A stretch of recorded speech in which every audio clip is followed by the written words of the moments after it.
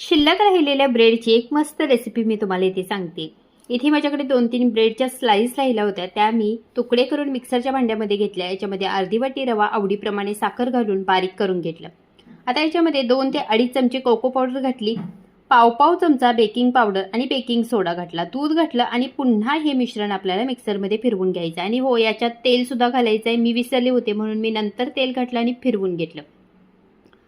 आता याची आपल्याला केक सारखी कन्सिस्टन्सी बनवून घ्यायची आणि हे मिश्रण आपल्याला बटर पेपर लावलेल्या केक टिन मध्ये ओतून घ्यायचं।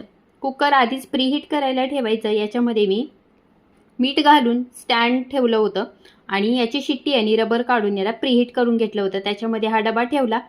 30 ते 40 मिनिटं आपल्याला हा केक बेक करून घ्यायचा। नंतर याला थंड करून मग याला कट करून घ्यायचं।